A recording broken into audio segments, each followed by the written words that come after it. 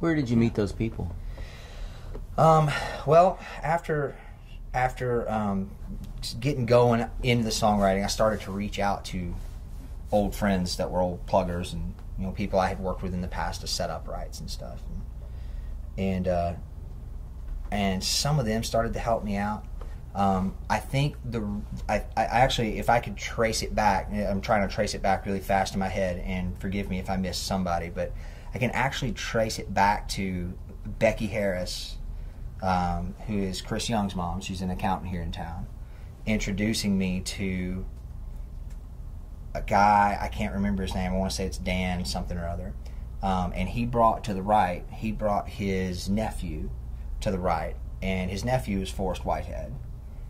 And as soon as that kid picked up the guitar, I was like he didn't play 2 chords before I was like, that kid, oh my gosh, how do I write with him? How do I write with more people like him? And we wrote pretty cool half a song that night, and I emailed him, and he never emailed me back. Didn't email me back for like 6 weeks. Emailed him again. He's like, hey dude, I'd really love to write. And we started getting together. And that was, I think that was the first guy that everybody started paying attention to what the two of us were writing together. Can you tell them who Forrest is? Forrest is Kelsea Ballerini's producer now. Small world, right? He had her breakout single, Love Me Like You Mean It. He had Peter Pan, which is a big old #1. He's got Yeah Boy, I think, in the top 5 right now with her. So he's half of Kelsea Ballerini, or a third of Kelsea Ballerini's sound, I would venture to say, and got other things starting to come out as well. So he's kind of killing it right now.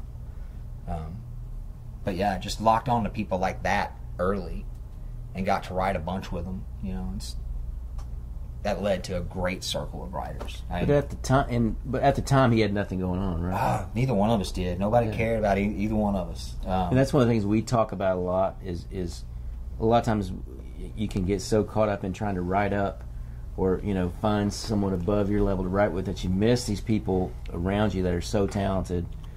And if you had just said, well, who's he, and moved on, that'd have been a big mistake. It would have been.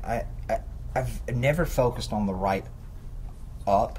I think that the right up is what you should be going for ultimately. You need those people that can teach you.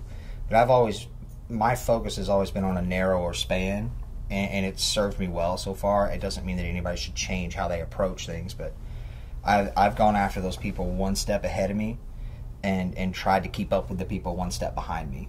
And who's to say who's actually behind me, but you can identify the person a step ahead of you pretty easily, and you can access them pretty easily. Mm-hmm. And that's just kind of been how I've approached everything up till now. I get to write in rooms that I never dreamed I'd be able to write with. Marty Dodson, Clay Mills, those type guys. But